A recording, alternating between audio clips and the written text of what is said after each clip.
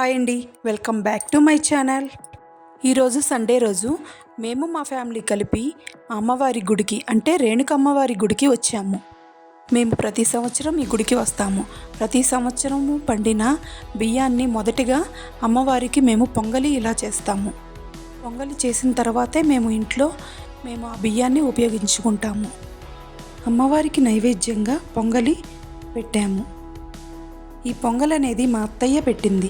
చాలా అంటే చాలా బాగా టేస్ట్గా కుదిరింది. ఈ పొంగల్ అనేది మా అత్తయ్య పొయ్యి మీద వండింది. ఈ రేణుక అమ్మవారి గుడి అనేది రాచవారిపాలెంలో ఉంటుంది. ఈ రాచవారిపాలెం అనేది ప్రకాశం జిల్లా మద్దిపాడు దగ్గర ఉంటుంది. మేము పొంగలి వండే దగ్గర ఈ ఉసిరి చెట్టు కూడా ఉంది. ఉసిరి చెట్టు కింద చాలా చల్లగా ఉంటుంది. ఈ ఉసిరి చెట్టు కిందే మేము పొంగళ్ళు పెట్టుకున్నాము. ఈ ఊరు అనేది చాలా పల్లెటూరు, చాలా ప్రశాంతంగా ఉంటుంది. ఎటువంటి పొల్యూషన్ లేకుండా పిచ్చుకలు సౌండులతో చాలా బాగుంటుంది ఈ ఊరు. పొంగల్ అనేది రెడీ అయింది. అంతేకాకుండా మా అత్తయ్య వడపప్పు పానకం కూడా అమ్మవారికి నైవేద్యంగా రెడీ చేసింది. మామిడికాయ పులిహోర కూడా చేసింది.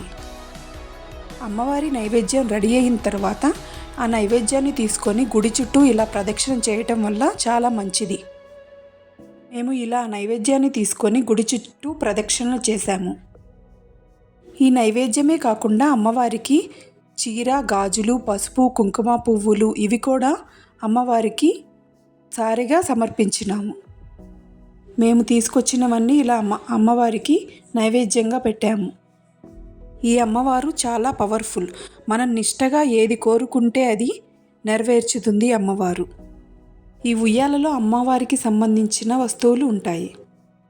ఈ ఊరు అనేది చాలా ప్రశాంతంగా ఉంటుంది.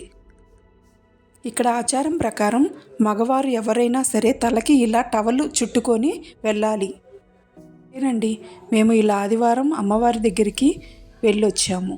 అమ్మవారికి చీర, సార అన్నీ సమర్పించి నైవేద్యాన్ని పెట్టి వచ్చాము. Thank you for watching.